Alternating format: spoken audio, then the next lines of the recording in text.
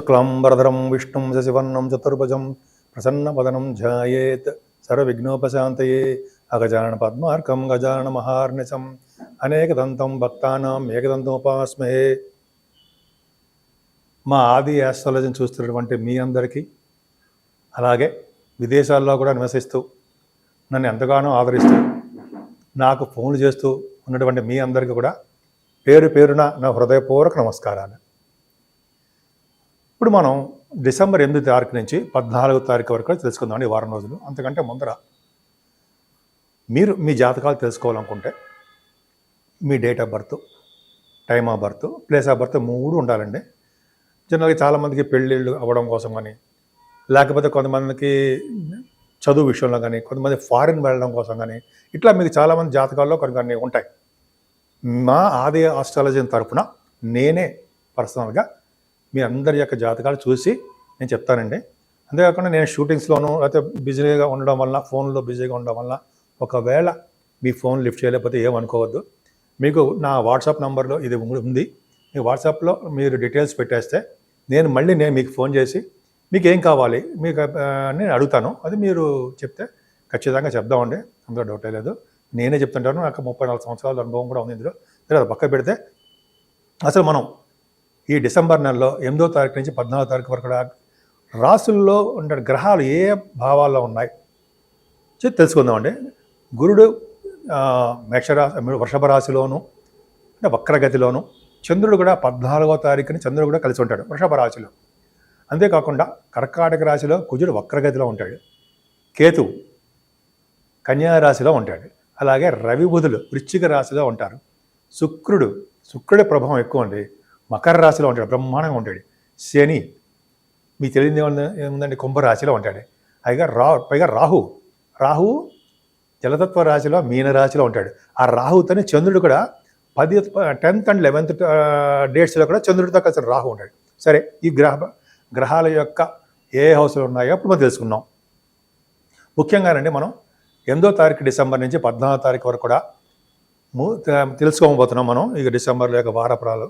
కర్కాటక రాశి వాళ్ళకి మీ రాశిలోనే కుజుడు ఉన్నాడు. అంటే అత్యంత రాజకారకుడు కుజుడు కదా. మీ కుజుడు రాశిలో కుజుడు వక్రగతిలో స్ట్రాంగ్గా ఉన్నాడు. అయినా దశమాధిపతి స్ట్రాంగ్గా ఉన్నాడు. బాగుంది. అంటే ఏంటి, మీకు ఇంతకుముందు కంటే ఇప్పుడు యాక్టివ్గా ఉండడము, ఎక్కువ తెలివిగా ఉండడము, అనారోగ్య సమస్యల నుంచి బయటపడడము, అంటే జనరల్గా కుజుడు ప్రభావం బాగుంటుంది. భూముల వలన లాభాలు రావడం కూడా అవకాశాలు ఎక్కువ ఉన్నాయి. కానీ ధన విషయంలో మీకు కొద్దిగా లేట్ అవుతుందండి. మీకు రావాల్సినటువంటి సొమ్ములు, ధనము, అంటే ప్రమోషన్స్, మీరు ఎవరికైనా బాకీలు అప్పులు ఇస్తే రావడము లేట్ అయిపోతూ ఉంటుంది. ఏదైనా 3వ భావంలో కేతు మనకు కాపాడుతాడు. ఎందుకంటే ప్రతి విషయంలోనూ సక్సెస్ అయ్యేది చూస్తుంటాడు. గురుదృష్టి కూడా 3వ భావానికి ఉండడం వల్ల మీ వే ఆఫ్ థింకింగ్ కానీ, వే ఆఫ్ లివింగ్ స్టైల్ కానీ అద్భుతంగా ఉంటాయి. మీకు కొత్త కొత్త ఆలోచనలు వస్తుంటాయి, కార్యరూపంలో పెడతారు. మీ తమ్ముళ్ళకి చాలా బాగుంటుందండి, చెల్లెళ్ళకి కానీ తమ్ముళ్ళకి కానీ బాగుంటుంది. ధైర్యంగా ఉంటారు. పైగా మీ నెల 13, 14 తారీఖుల్లో మీకు శుభవార్తలు వినడానికి అవకాశాలు ఎక్కువ ఉన్నాయి. మీ కర్కాటక రాశి వాళ్ళకి 5వ భావంలో పంచమ స్థానంలో రవి బుధులు చాలా బాగున్నారు. 2nd హౌస్ లార్డ్ పంచమ స్థానంలో ఉన్నాడు. విదేశ పర్యటన ఉండడానికి అవకాశాలు ఉంటాయి. అంతేకాకుండా గురుదృష్టి కూడా పంచమ స్థానానికి ఉందంటే చెప్పక్కలేదండి. ఈ అకౌంట్స్ సంబంధించిన వాళ్ళు ఉంటారు సరే, ఫైనాన్స్ అండ్ అకౌంట్స్, వాటిల్లో బాగా రాణిస్తారు. ఎందుకంటే గురుదృష్టి రవి బుధులకు ఉందంటే వాళ్ళు ఫైనాన్స్లో రాణించడము. అలాగే ఆస్ట్రాలజీ చెప్తుంటారు కదా మీరు, జ్యోతిష బ్రహ్మలు మీరే, అద్భుతంగా వాళ్ళకి రాణించడము. అంతేకాకుండా అండి వాస్తు పండితులు అంటాం కదా, వాళ్ళందరూ రఘుబుధుల కాంబినేషన్ ఉండాలి. గురుదృష్టి కూడా ఉంటే ఫైనాన్షియల్గా ఉండడము బాగా ఉండడం జరుగుతుంది. పైగా రఘుబుధులు ఉండడం వల్ల ఈ వాస్తు పండితులు కూడా చాలా చాలా బాగుంటుంది. ముఖ్యంగా పంచమ స్థానంలో రఘుబుధులు అంటే డాక్టర్స్కి, లాయర్స్ కూడా గురు ప్రభావం వలన మంచి పేరు, నేమ్ అండ్ ఫేమ్ రావడానికి అవకాశాలు ఎక్కువ ఉన్నాయండి. వాళ్ళకి అద్భుతంగా ప్రతిభ కనబరుస్తారు. పంచమ భావం బాగుందంటే కింద జన్మలో చేసే పుణ్యఫలం. లవ్ మ్యారేజ్ కానీ, మ్యారేజ్ అవ్వడం కానీ, ప్రేమగా ఉండడం కానీ, పైగా ఏమో మీ స్పోర్ట్స్ రంగంలో బాగా రాణించడం కానీ జరుగుతుంది. పైగా సినిమా రంగం, పంచమస్థానం సినిమా రంగము, పదవులు కూడా చూస్తాం కదండి. పదవులు అంటే కొత్త పదవులు అంటే పొలిటికల్ రంగంలో చెప్పేది.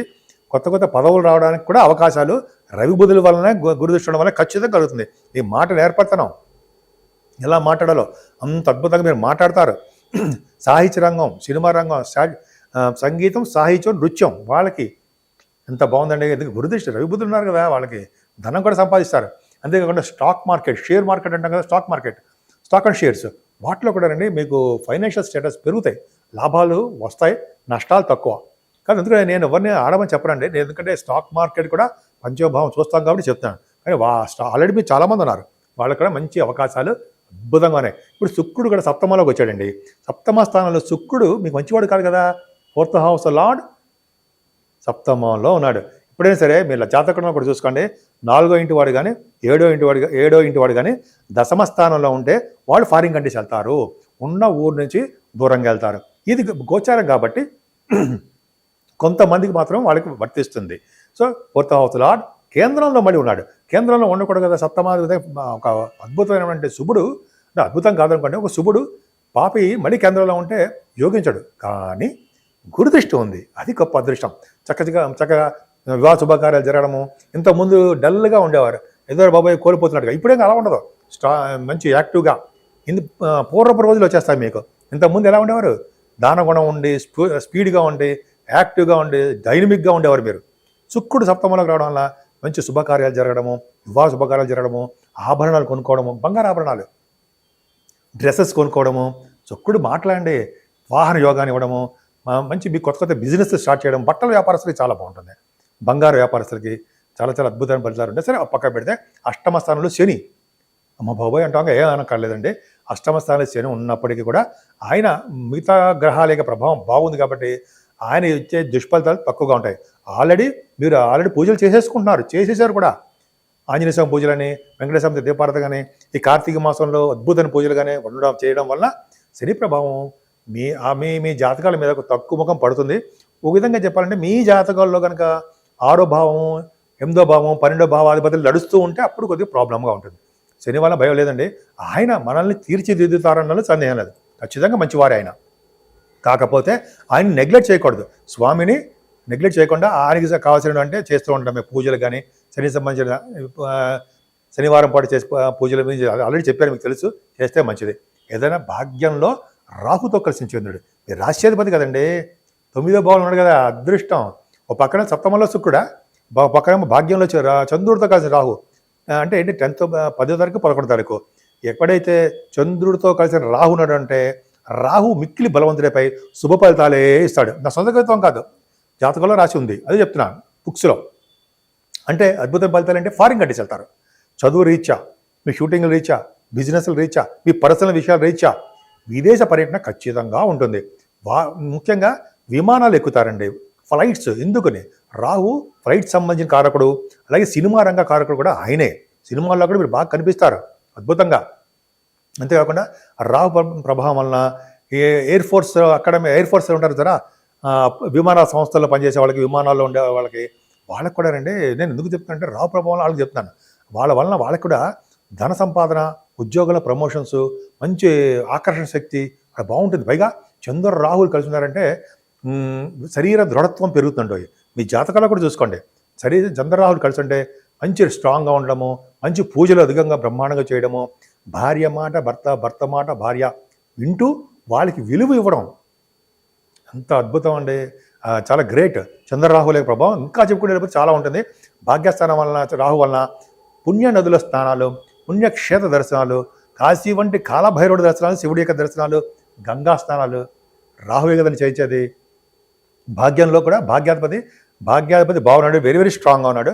భాగ్యస్థానాన్ని సరి చూసినా కూడా మీకేం భయపడవలసిన అవసరం, భాగ్యంగా దశమస్థానాన్ని చూసినా కూడా భయపడాల్సిన అవసరం లేదు. అంటే కోల్ రంగంలో సంబంధించిన వాళ్ళకి కొద్దిగా ప్రాబ్లమ్స్ వస్తాయి.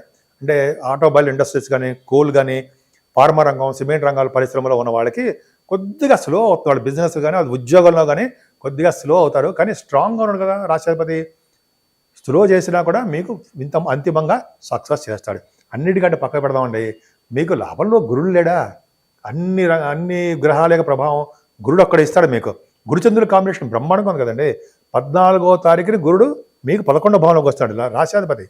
పైగా గురుడు వచ్చేది రాజకారకుడు, భాగ్యాధిపతి వలన మీకు లాభాలు బాగా గడిస్తారండి. మీ అన్నయ్య ఉంటారు సరే, అన్నయ్య కానీ అక్కయ్య కానీ వాళ్ళకి బాగుంటుంది. గజకేసరి యోగం, రోహిణి నక్షత్రంలో ఉంటాడు చంద్రుడు, పరమోచ్చలో ఉంటాడు. అమ్మ బాబాయ్ గజకేసరి యోగంలో ఉంటారంటే సందేహం లేదండి. అంటే యాక్చువల్గా 8వ తారీఖు తర్వాత 10వ తారీఖు నుంచి 14వ తారీఖు వరకు కూడా విశేషమైన, 11వ తారీఖు నుంచి చెప్పుకుందాం, 12, 13, 14 తారీఖుల్లో విశేషమైన సంపదలు కలగడానికి అవకాశాలు ఎక్కువ ఉన్నాయి. కంటిన్యూస్ ఫ్లో ఆఫ్ మనీ మీకు ఉంటుంది. బంధువులు అండి, మీకు మహా ఇష్టం ఏంటంటే మీ బంధువులు మీకు ఇంటికి రావడం. బంధువులు అంటే మీ చుట్టాలు కానీ బంధువులు కానీ అంటే ఉంటారు సరే, ముఖ్యంగా మీకు బాగా ఇష్టం అండి అది. Heads of great. సో ఈ విధంగా మీకు ఉంది. ముఖ్యంగా మీరు పూజించవలసిన దేవుడు సుబ్రహ్మణ్యేశ్వర స్వామి. సుబ్రహ్మణ్య స్వామి ఆరాధిస్తూ అమ్మవారి పూజలు చేసుకుంటే విశేషమైన ఫలితాలు ఖచ్చితంగా ఉంటాయి. ఇప్పుడు మనం ఒక విషయం తెలుసుకుందామండి. అన్ని రాశుల వాళ్ళకి నేను చెప్పేది ఏంటంటే, మేషరాశి నుంచి మీనరాశి వాళ్ళకి కూడా ముఖ్యంగా రెమెడీస్ గురించి చెప్పుకుందామండి. పూజించవలసిన దేవుడు ఏంటయ్యా అంటే అమ్మవారండి. ఈ వారం మొత్తం కూడా అమ్మవారిని పూజించడం వలన సర్వ సుఖాలు కలుగుతాయి. ఎందుకంటే అన్ని రాశుల వాళ్ళకి మకర రాశిలో అంటే శుక్రుడు ఉండడం వలన శుక్ర ప్రభావం ఎక్కువ ఉంటుంది కాబట్టి ఈ వారం రోజులు కూడా అద్భుతమైన ఫలితాలు కలగాలంటే అమ్మవారిని పూజించాలి. పైగా రాహు ప్రభావం కూడా ఉంది కాబట్టి అమ్మవారి, కనకదుర్గ అమ్మవారు, లలిత అమ్మవారు, పార్వతీదేవి, ఇలాగ మీరు ఎవరి దేవుని పూజిస్తే ఎవరి ఇష్టమైతే ఆ దేవుడిని పూజించడం వలన, అంతేకాకుండా వెంకటేశ్వర స్వామిని శివాభిషేకాలు చేసుకోవడం వలన ప్రతి రాశి వాళ్ళు రెమెడీస్ చెప్తున్నారండి. పూజించడం వలన, అమ్మవారి కుంకుమ పూజలు కానీ చండీ హోమాలు కానీ చేయించుకోవడం వలన ప్రతి రాశి వాళ్ళకి కూడా సర్వ సౌభాగ్యాలు సుఖాలు కలగడం కాకుండా వాళ్ళు చేస్తున్న బిజినెస్లో కానీ, అలాగే వాళ్ళు చేస్తున్న ఉద్యోగాల్లో కానీ, వాళ్ళు అవ్వాల్సిన పెళ్ళిళ్ళ విషయంలో కానీ, చదువుల విషయంలో కానీ, ఫారిన్ కంట్రీస్ వెళ్ళడం విషయంలో కానీ మెయిన్ కారకురాలు అమ్మవారు రాహు. కాబట్టి మంగళవారం కానీ శుక్రవారం కానీ అమ్మవారిని కుంకుమతో అభిషేకం చేయడం వలన అంటే ఇంట్లోనే అమ్మవారిని పూజించడం వలన సర్వ సుఖాలు సర్వ శుభాలు అన్ని రాశుల వాళ్ళు కలుగుతాయనడంలో సందేహం లేదు.